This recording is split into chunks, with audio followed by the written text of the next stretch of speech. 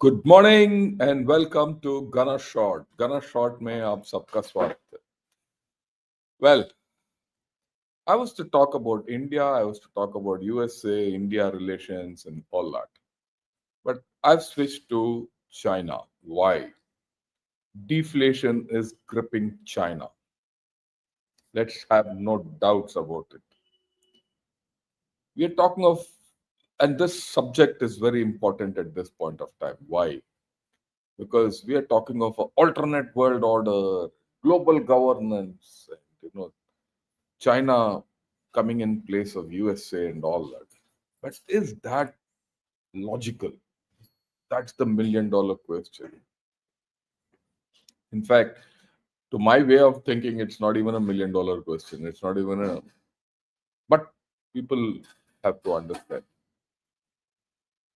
Oh, yesterday I was going through the data from coming out of China, August data, August financial data and economic data and all. And the things are bad. And things are really bad. And we'll go over it. And today's episode is more data driven. It's not, and this data is all from China. This is not my data. Understand that. So that's where what we're going to tackle. In generally in Tamil Nadu and in South India, uh, not many things, good things get done in August. They call it in Tamil, they call it Adi Masam. Adi Masam is August. No one takes over a house. No one sells a house or buys a house. No one does any big deal. It's not. It's not great. Adi Masam, August. That's what has gripped China. It's the Adi Masam curse which is gripping China, and the data is absolutely bad. So let's dive into it. The thing which struck me or which triggered this whole thing is this. It came last week, not now, last week. That China's export growth in August almost, took a nose dive. Why? Because of the trade war and all. If there's one thing which Trump has succeeded, he's succeeded in putting China's economy completely off rails. It's already there. This trade war, I think the first casualty is China, and that's now coming out. Okay. And then yesterday, this came out. In fact, it came out day before.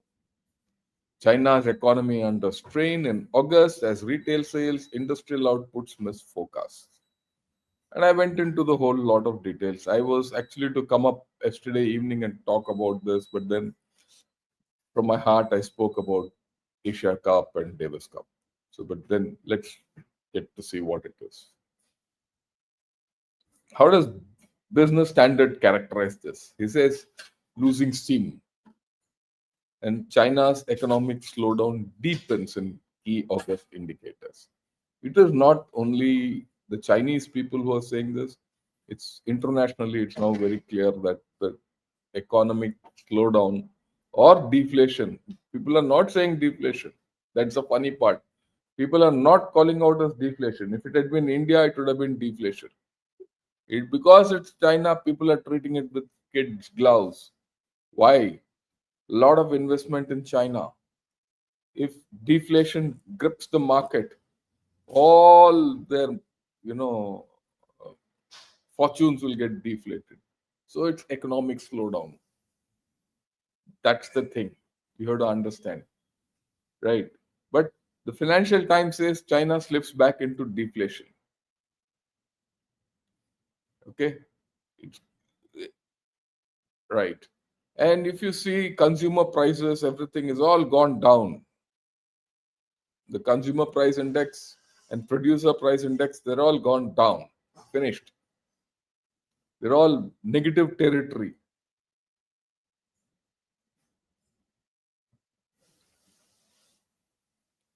Yeah. And the Times today, it's a small thing, but let me show it fully. These measures to lift China out of deflation will not work. This is what Times has said today. Wall Street Journal, China's deflationary woes continue unabated. So everyone is calling it. And this article, South China Morning Post, it says China's consumer price in July is also weak. It's all about deflation. So, I this article I went back to see what's the data for July to see a correlation. July it was bad, August it's bad. 2 months in a row it's going down, and there's no chance of getting up. Okay, now everyone talks of three factors which are making this whole story sluggish. First is sluggish domestic demand. There's no doubt about it. There are headwinds from the US trade war and prolonged property downturn. They say that these three are the ones which are, deflating the Chinese economy. But I have a fourth take. That's the population and the demographic factor. If you read between the lines, this factor has started playing up. People are worried that their life savings in the property are gone and they have no alternate. And there's no one to look after them in their old age. Young people are worried that, how can we look? We're not interested in looking after our parents. We're not interested in bringing children up. We're not interested in getting married. It's now started playing at the bottom. And that's what I said. 5 years hence, you'll see a different China talking. I have no doubt about it. Right. And then let's look at consumption.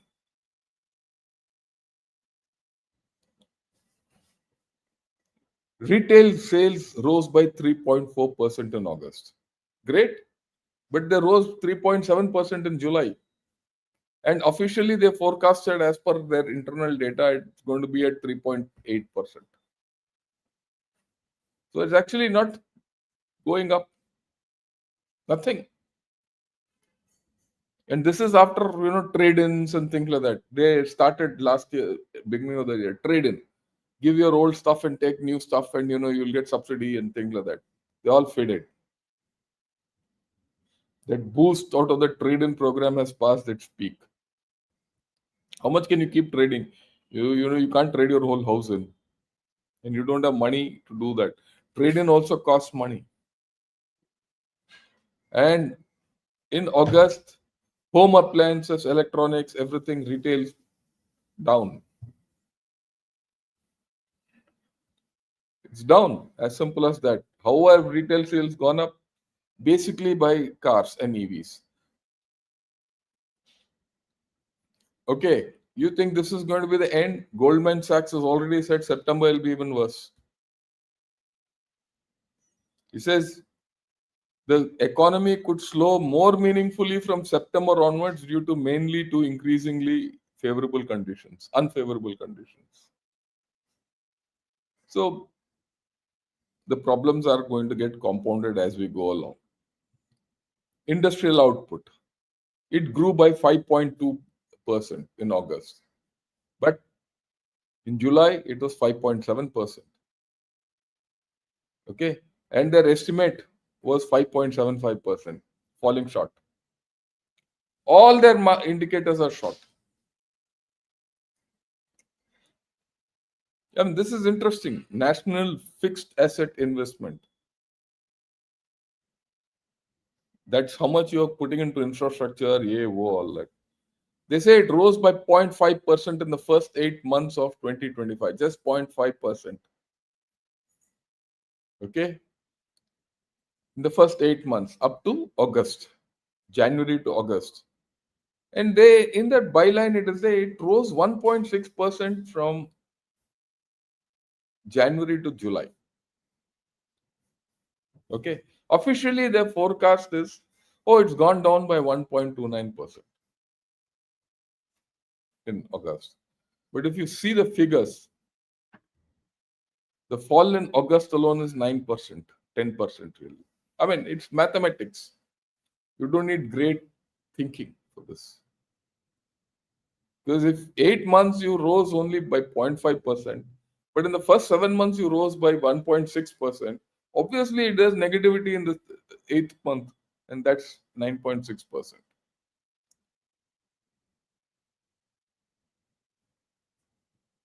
Very important. Property investment. It's again continuing to decline. There's no bottom. They've not found the floor for their economic problems. Again, in the period January to August, the fall is 20.9%. From January to July, the fall is 12%. Yeah, it's what 12%, 12.9%. But in August alone, it has fallen by 20%. Things are falling off the cliff, actually. Okay, things are falling off the cliff. New home sales.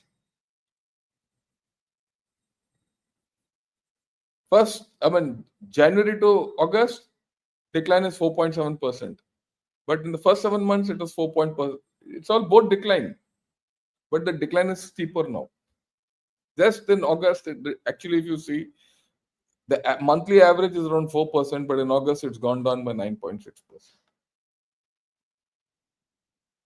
So if you see, whatever steam is left in the Chinese economy is falling off the cliff, and the forecast is not great ahead.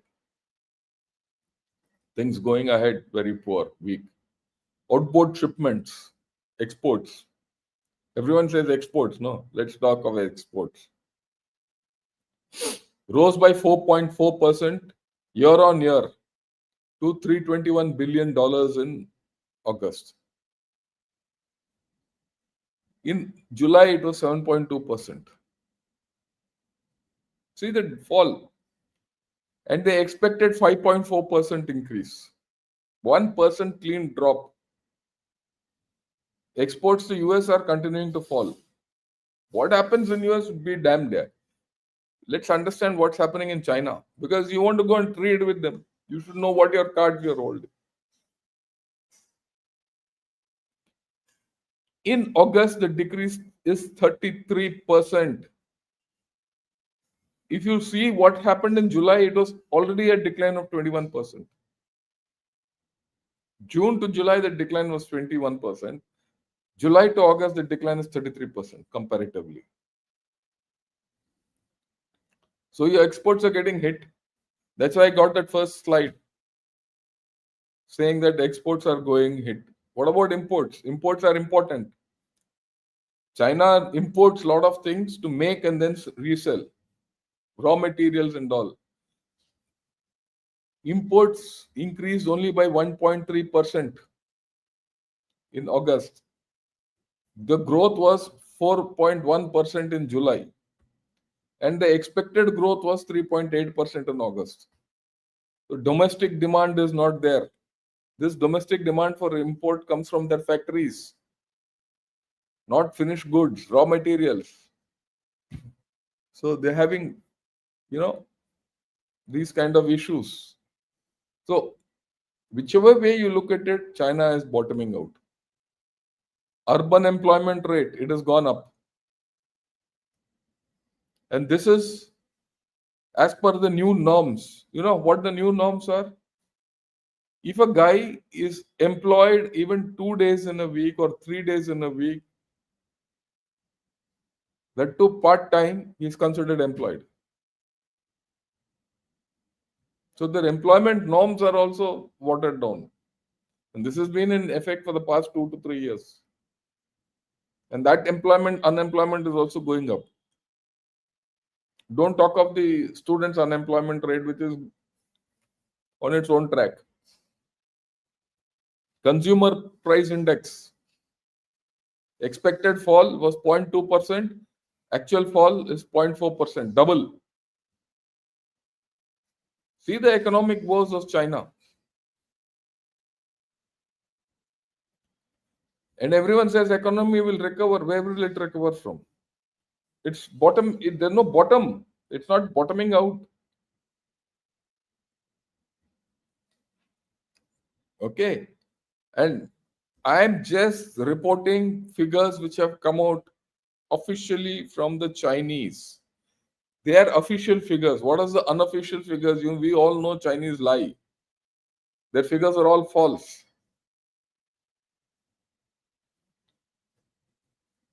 Okay? They're all fake. So you know what the truth is. There's no depth in this truth. No, this is a very interesting article came in Ikai. China's new household savings dipped for second straight month as funds shift into stock market. Why? You find that in the last 1 month, a lot of stock market activity in China. The stocks have gone up. And why? Because people have invested in stocks. Why are people investing in stocks? Because they're forced to invest in stocks. This is the funny part. The bank rates are almost zero. I think 0.1% interest you get if you put money in a bank in China. 0.1%. That's it. The day is not far when you will have to pay the banks to keep money there in China. They don't have a choice. It's going that way, like Japan.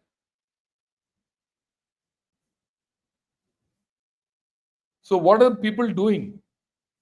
So people say, look, we don't. What money they have. Look at it from a common man's point of view. What money they have as what shall I say, savings, which they put in flats has gone down. There's out. There's no saving left. So what is the saving? They can put in a bank. If they put in a bank, they're not getting interest.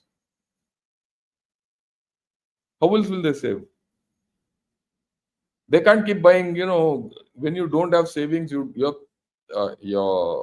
economy is contracting. Internally, people know there are no jobs, no nothing. What will people do? People have to put funds into stock market. People are putting. But these are the very firms which are failing because they're neither importing nor exporting. And they're overproducing. No one is buying them. If they're buying them, they're buying at subsidized rates. So there's no profits.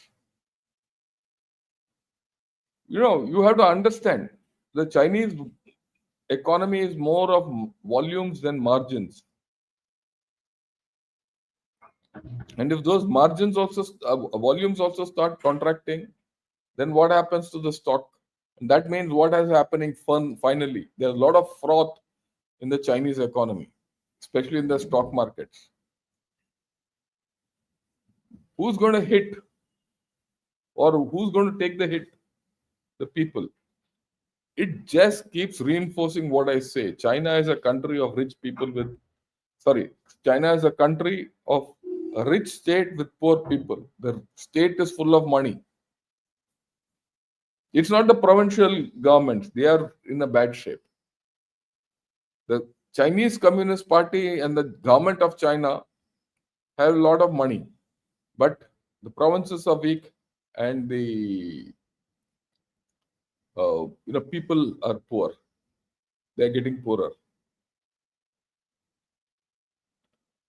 So that's the reality of China which is emerging.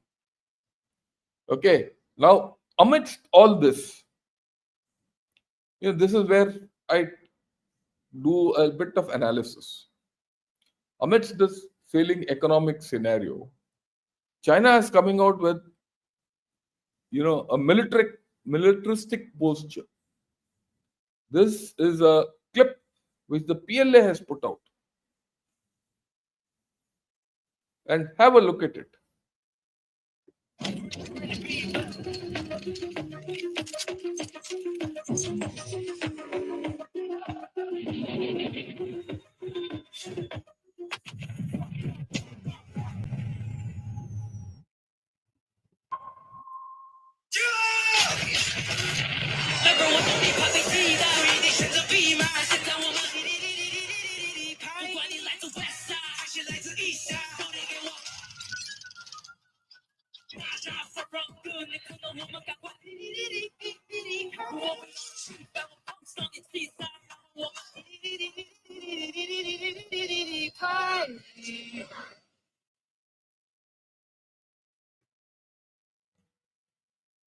PLA is putting out such pictures to show that it's a great military power, it's great military capabilities. This came out yesterday. That's you have to understand that military parade in this context. After the military parade, such I'm sure more will come out. And also remember, the military itself is in a problem because the as late as last week, after the military parade, between the military parade and today, 4 generals have been sacked. The leadership is shot, woefully lacking leadership. But why is China doing this? That is the thing which you have to see. Is this some kind of a new gunboat diplomacy? What is gunboat diplomacy all about? That you showed a gun to the other guy and said, look, you don't trade with me, I'll shoot you. Is this what China is trying? Mercantilism? Projecting its military when it's actual index. So if you see in the past 2 weeks, 3 weeks, our focus is more on the military, how strong China is, the alternative world order. But like I explained to you, or rather I showed you that's my first picture of the day, right? This is a dragon which is deflating. There's a lot of hot air which is coming out of it. Here, this is the hot air coming out of it. They want to do global governance.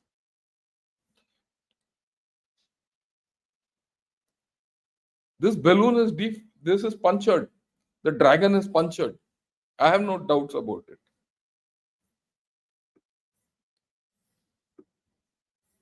Right? And we have to recognize this. Why? Because there is a constituency in India who says, look, we should go towards China. In fact, a couple of our own guys who come here regularly have said, so you have an anti-China bias. I have an anti-China bias. Let's not have any doubts about it. And why do I have this bias? Because of this. This is from Guancha yesterday. Big trouble is coming for India. That's the picture they are painting. Look, why should I not have an anti-China bias when they have a completely anti-India bias? If their bias towards India is great, then we can think it's not. Okay.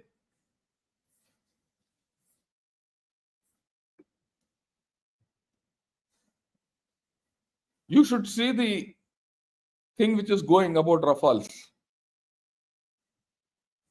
The additional Rafales which we want to buy, which is in this thing. See the discussion in the Chinese media. They are tracking us every day. Don't forget that. Every move of ours is being analyzed in China. Once upon a time, this is something again we have to understand. Once upon a time, it was difficult for me. When I say once upon a time, just about 3-4 years back, it was difficult for me to get an article about India in their Mandarin news channels or in South China Morning Post or things like that. I couldn't. But today, more and more are coming. And they're all critical analysis. They're not only critical analysis, they're even day-to-day analysis. Earlier, I used to get only articles about India, China, how they think about the border, AO. Today, it is even more. I think either Value Pilgrim or VS, one of the two. I don't know if these chaps are here today. He has said, "Oh, we have no problem with China. We have only one problem with China. That's the border. If the border is resolved, everything is resolved." Sorry, sorry. That is a minimalistic, simplistic way of looking at it. The issues between India and China are beyond the border now, far behind beyond the border. The border is only one part of the story. Understand that. Okay. And then these are the articles which are coming out that Germany is now trying to win over India. And they're worried. Let me be very clear. They're worried. Okay. And they feel that Germany is trying to de-risk itself from China by coming to India. There's a move from their out perspective. Let me look at it. It's a if this comes even through 50%, your economy is in a different swing. What I keep saying, we need to. There are a lot of people coming to India for diversification. They're coming to India for their diversification. It diversifies our thing. We don't have to go only to China to do things. And if you look at it, how did China prosper industrially and manufacturing and technology wise? They prospered by stealing from Germany and USA and other France and all these people, UK. Now they're not going back. These chaps don't want to go back. They want to de-risk. They're stuck there. They're going to come to India. They have no choice. And when articles like this start coming out in Chinese hardcore media, okay. In fact, I call Guanxia the hardcore geopolitical pawn of China. It's not hardcore straight pawn, geopolitical pawn. Then you know how they're looking at us. They're not looking at you to be a friend, and they don't talk of the border, incidentally. Okay? Now, if you think that's the end of the story, I don't know what Zardari and his friend and his son, Bilawal Bhutto, are doing in China. They're there. And where are they? They're in AVIC, Aviation Industry Corporation of China.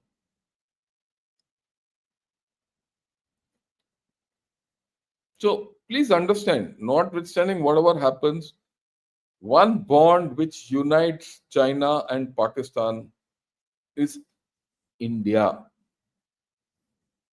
So if you think that China will give up on Pakistan because you want to go and trade with them, then you're living in a fool's world. All of us. And if we think that they are out of Nepal and the neighboring areas, also we are living in some space. They started coming out with articles as to how to win back Nepal.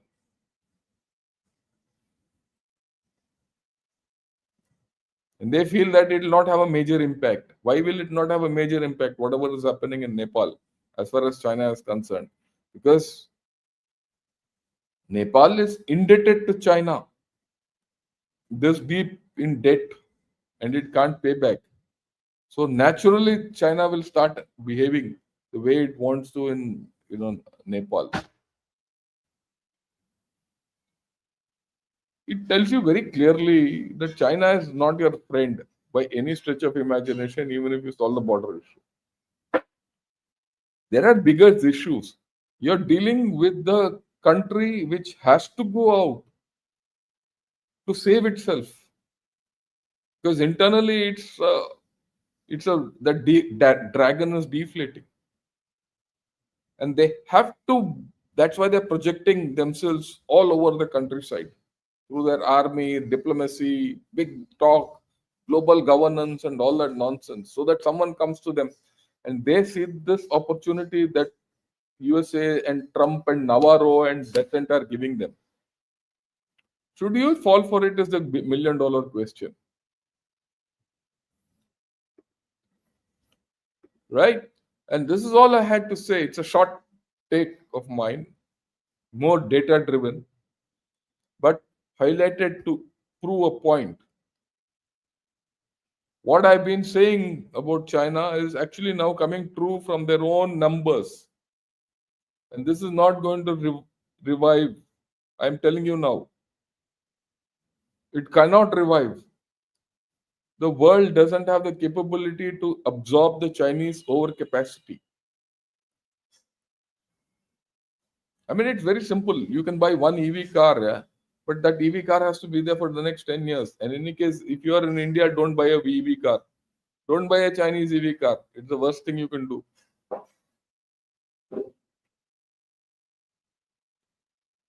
So, this is what China is all about. I just thought I'll tell you because whether you talk of USA, Russia, Pakistan, all others are one side. And my way, China is our number one enemy. And this was drilled into my head by Mr. George Fernandez at the turn of the century. And it's never gone out.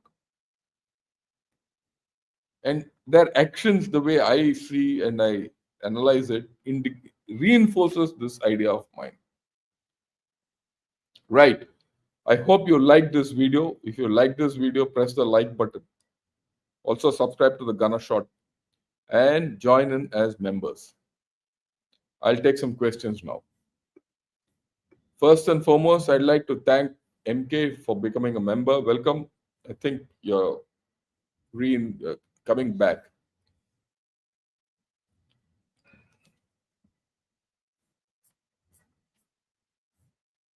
Okay, let's get going. Akash, Jai Hind.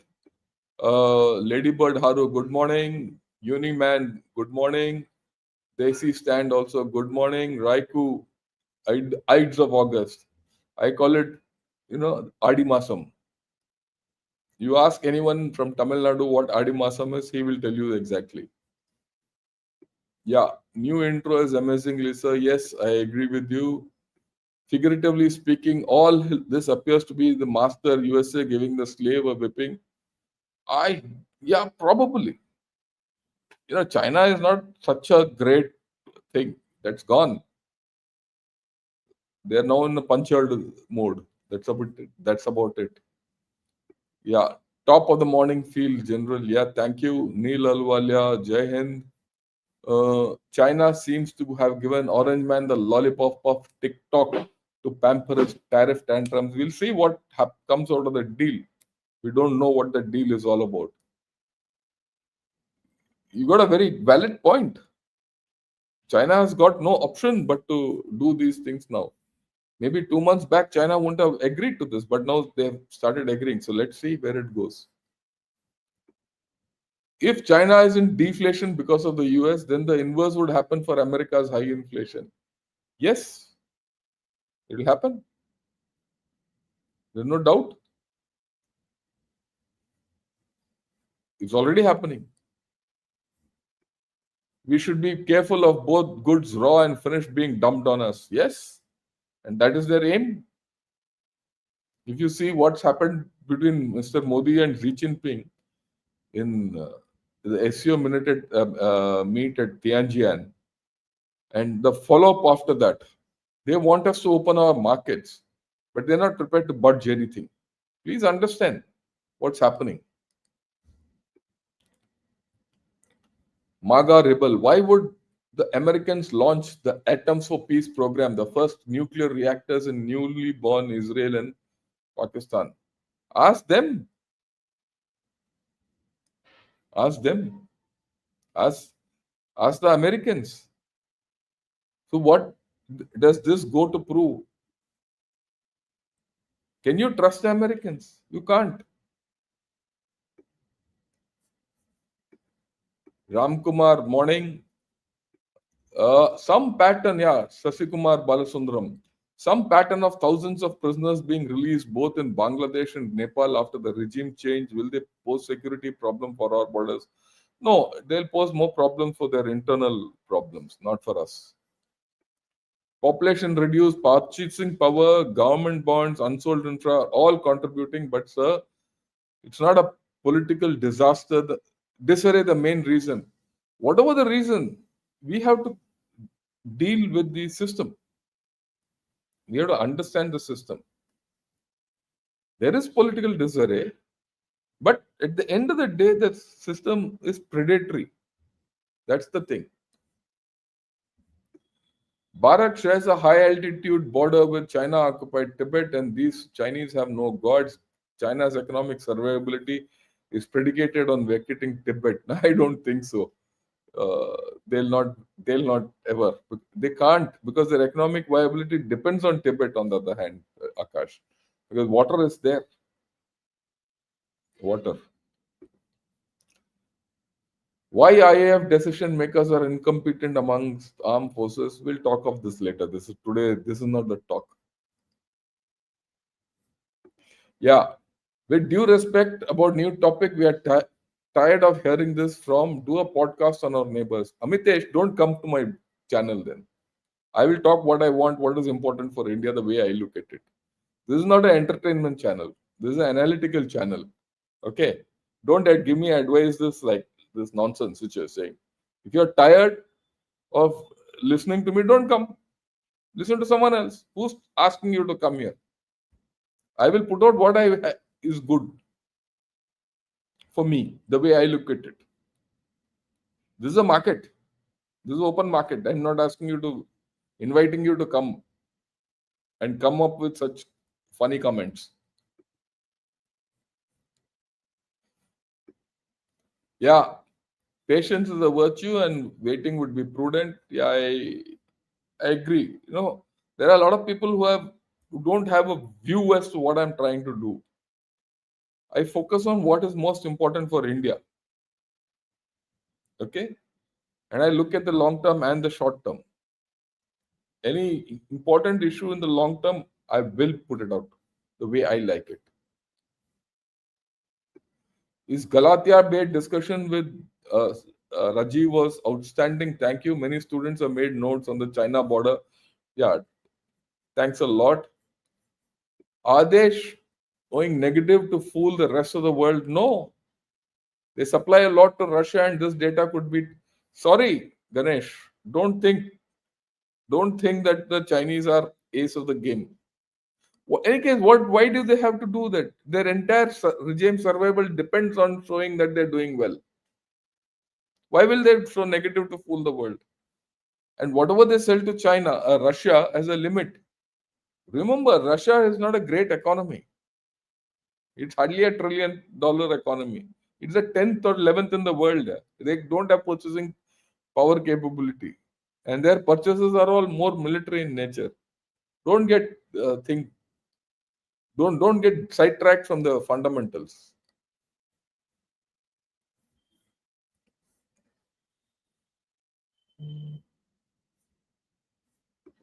Yeah, this is the latest update on China. We need to know the current state of China always. If you're not on the button, look, I keep saying, if you're not on the table, you're on the menu. Okay. Similarly, if you don't know what's happening in China, you will be on their menu.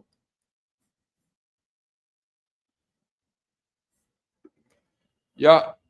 Can army defense provide us? Obviously, we are not son of soil. Food, medicine, health needs, other things. If we decide to settle close to the Chinese border in an attempt to boost security. No, it will not happen that way. But what has happened is the army will facilitate the civil administration to function closer to the border. It has done that. And we will respond to emergency situations there. And a lot of emergency situations happen there. Okay. And when that happens, the army steps in and provides transport, provides medicines, provides food, everything. Let me give you my own personal example to you. And I'm now going back to 92. I was deployed other side of Sela, Arunachal. where now there's a tunnel and all that. Okay. So there was a situation where Sela got blocked. There was bad weather. Down, other side of Sela towards Tawang, there was a bridge which collapsed. Heavy rains and the bridge collapsed. In Sela, it was heavy snow. Down a little down below, the a bridge collapsed. So everyone in between got stuck. The only organization there was the army. Okay, and I was also stuck there for 2 weeks. I had gone for 2 days for some inspection, and I got stuck. Okay, fine. We had food. Yeah, by evening, I came to know there were about 800 civilians with their vehicles, everyone who was stuck. 800 to 1,000, and they had nothing. Zero. They could sustain themselves for a day because they're transit people. All kinds of people, busloads, vehicles, graph, so by evening, people came to me. He said, "Sir, what do you do? These people are in high altitude. They don't have clothes. They have nothing. What do you do?" So I said, "Okay." Then I organized them. I organized them into groups. They were, we had some sheds there, storage sheds. So we went and put them. We didn't have mattresses for them. We didn't have anything. It was cold, absolutely cold. Okay. So we organized heating. The one thing we had in plenty was rations. We had rations for about 2 months for the detachment which was there. But these are 400 people, and we were about 20 odd guys there. You can imagine. So I said, "You organize them." I organized the kitchen for them and got people, ladies there to start cooking, and these people to start living around that cooking heat, because otherwise you die. As simple as that. And then, I mean, we had K oil, we had atta, alu, dabbas, all that. So we fed them. So for 2 weeks, I fed them, 800 people. Uh, I was coming to the rock bottom. After about 10 days, I was saying I was also in danger because we had only that much. Then one thing we had was communication. I could communicate to my headquarters. I kept telling them, "Look, this is it." The district collector came in. Came in means all over communication. I said, "Nothing to worry. I'll handle the situation. I'll feed them everything." And we had one medical assistant who took care of medical issues and all that. So it was only after 2 weeks when that pass could be opened, Sela Pass, that a convoy came, picked them up, brought them off, food, all that. So we do all that. Why I'm saying this is there's a hell of a lot we can do. Okay. It's not only security, it's survival also. Yeah, Vasu, good morning. Is it the plan of USA and China to devalue their currencies? Yeah, they would. That natural. China military stocks have all fallen after the big SEO military parade. Yes, it's a fact. Everyone knows what their military is all about. Deflation that China is facing a cyclical phenomenon, decline of credibility that US is facing is terminal. I feel sad for us Indians. Have we forgotten how hard we were whipped by the British? Because I don't understand what you're talking. Obviously, you have a tilt towards against USA. I have no problem with that. You're also suggesting to me that it's cyclical in China, it will pass. I think that's counterintuitive. In fact, it is actually the way you're putting things across suggests to me that you are a CCP bot. Okay. Or you are oriented towards, you're a left liberal type. It's not balanced. You're ideological in nature. That's the thing. Art of war appear weaker when you are strong and strong. That's all balls. This Sun Tzu, Punzu and all, the limit. We have to do something or G2 is inevitable. Yes, but the good thing, or whichever way you look at it, this G2 is going to be weak. This G2 will be one of mutual convenience when it happens.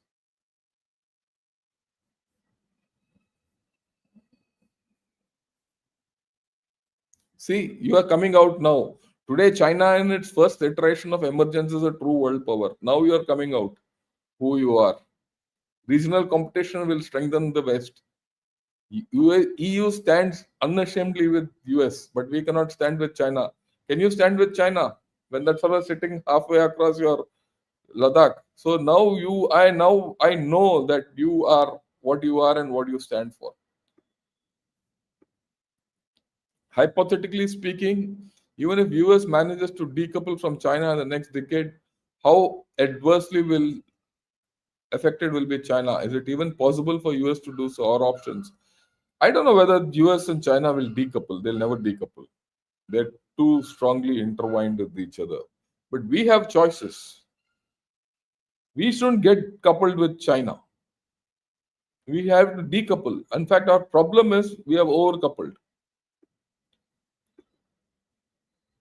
right? And our option is simple, Atmanirbharta. There's no other option we have. Yeah, good morning, Jai Hind. Yeah, quite informative and interesting. Thanks a lot, Jagirdar. Namaskar, Jayant. Long time.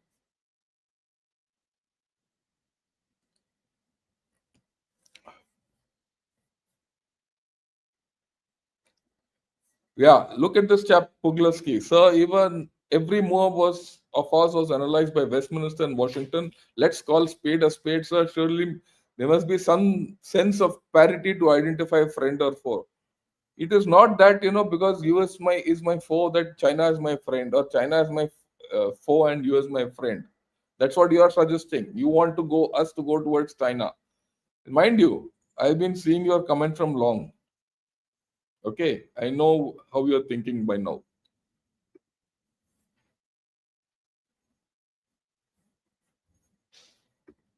More Indian learns Chinese language, track and report their views. Border is not as important as their intention to subjugate India. Yeah, I agree with you. The competition is no more about the border, it is beyond the border. They see a long term threat in India. That's their view. In my view, there are two problems with China border and using Pakistan as a proxy to contain India. It's more than that. It's much more than that. Abhilash, Vande Matram. In this weak state of the Chinese economy, how come the government never stops spending on their mega world projects in infra? How long will their government keep? Well, that's their only way, their infrastructure. Remember, was an infrastructure driven economy. They can't let go of it. Property is gone. If they don't have the mega projects going, they'll collapse. They have to keep it going. Yeah, in my view, you are picking up details from China and analyze it. There's a truth into it. Thanks. Yeah, I think so. I had a very interesting interaction with some close family. They had a rosy opinion on PRC and are willing to accept any research and inferences, dismissing them as opinionated. Okay. Uh, when I asked for their sources, it was Economic Times and their personal observations from cutting HK and PRC. They're not willing to accept the veneer of prosperity. Okay, next week I'll get a professor who's been in for 15 years in China. In fact, I wanted to get him tomorrow on Gunner Shot. He's come back. He's been kicked out of China, incidentally. He was in one of their universities. He was kicked out of China. We'll hear his views when he comes. Yeah.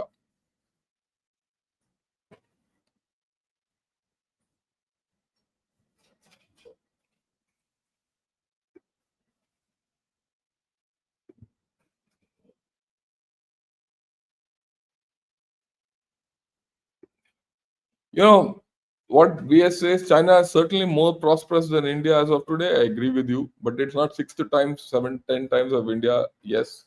It's more like 3 to 4 times, maybe. Gap is 15 to 20 years. I agree. We'll catch up. There's no doubt. You must hear Nicholas Burns.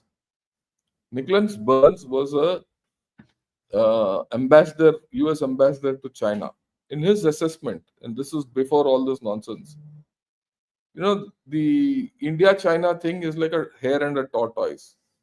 China has gone ahead, but we are going at our speed. Don't worry. We'll catch up. Well said. Thank you. Last time you mentioned on India-US relations, are you planning any session on later? Yes, of course, tomorrow or even tomorrow morning. Tomorrow, maybe I'll dedicate it to India-US. I'll give my view in the evening. I'll get Brigadier Arun Sahgal to talk about it. Look, because I'm focusing on China doesn't mean I don't focus on US. I'm focusing on China because the data which is coming out of China, we shouldn't miss. That's the point. Good morning from Germany, respected General Saab. I fully endorse your astute commitment of China problem. I hope in GOI people should take your views seriously as a gospel truth. I hope so too. Let's see. Thanks a lot. Who is after Sri Lanka, Bangladesh, and Nepal? Here it is the answer. It's China. Yeah, we'll talk of this also tomorrow. Good morning. Love your session today. Why is India then agreeing to trade with China? Look, we have to trade with China is a different story. Unfortunately, our industrial capacity is not come up to speed. We need to increase our manufacturing. You have to trade with China. You have no choice. At the end of the day, China is huge, and you have a adverse trade balance with them. All this is there. It is our government's incompetence to have taken us to this position. To come out of our own problems, we have to trade with China. That's the pity. You caught yourself in a cul-de-sac. I hope the government does something about it.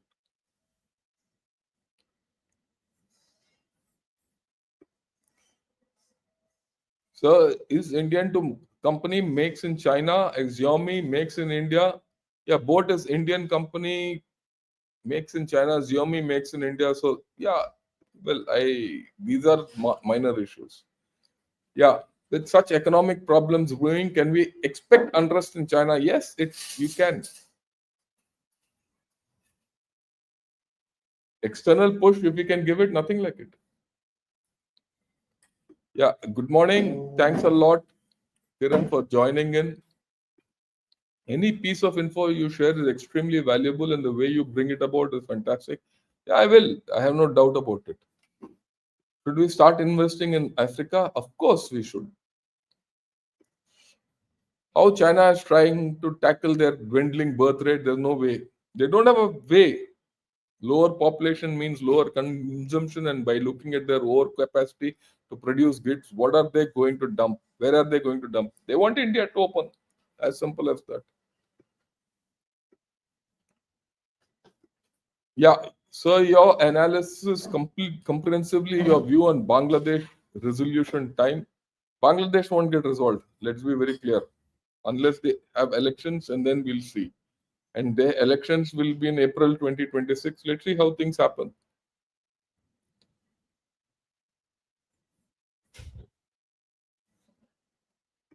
I heard we are moving to a 15 years procurement strategy. What are your thoughts? I've already spoken about this with General Rajiv Narayanan in Jaipur Dialogues. Have a look at it. I've already spoken about it 1 week back, Shastriji, when I in one of my videos with alternate media with Gayatri.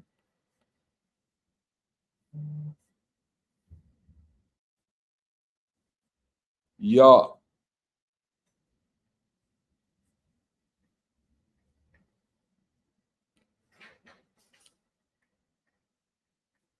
let's say okay. Yeah, China's expansion policy work given their economic conditions. Let's see. That's their aim. They want to do expansionism. And by expansionism, they want to fill in the vacuum of internal, communist economic problems. So that's the plan. Let's see how it goes. India should more focus towards Southeast Asia, increase free trade. Yes. China is deflating. USA in recession. Is China trade with USA exceeding 500 billion? What's the trade deficit with? Well, yeah, government is doing the right thing. We have to be patient. We are navigating a very uncertain scenario. We have to be clear about that. India's main problem is social awareness. People get carried away. They don't think who is right and who is wrong. One day America is our friend or enemy. Other day China. That's the way it is.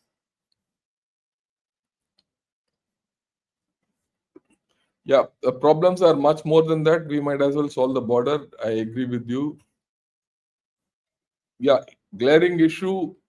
Indian supply chain is also Chinese dependent like USA. So where are the options now? Options are Atmanirbharta. Unfortunately, our government has failed in the past 5 years. We had we knew what our problems were.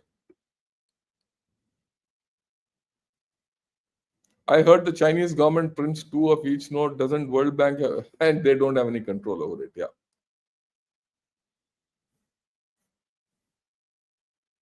Yeah, Ashok Gazula, good morning. Great intro. Thank you. Uh, what happened to alternate media Gayatri? I don't know. All fine to the best of my knowledge. Ram Ram to all. Thank you. Your views on Bangladeshi journal. We'll talk of Bangladesh later. We'll not talk now. There's a concrete proposal to derail E20 in India. We're not. Don't worry about it. I don't think at this point we'll see we are in that bad a state.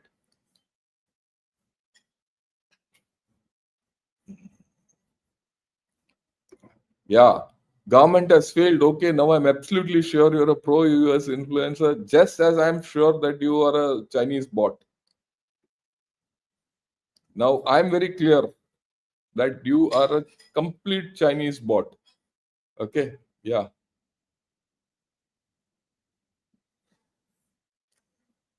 I think China should stop trade with India. I have no problem with it. Let's see how long India lasts. Let's see how long China lasts. Mm. Yeah. So that's all for the day. Thank you. We'll rejoin in the evening. Evening, I'm going to do a very interesting talk, and we're going to analyze the Pakistan Army Rocket Force. It's called the Army Rocket Force. We'll talk about that. And Sanjay Saha, thank you for attending. So we'll talk of that in the evening. Till then, have a great day and Jai Hind to all of you.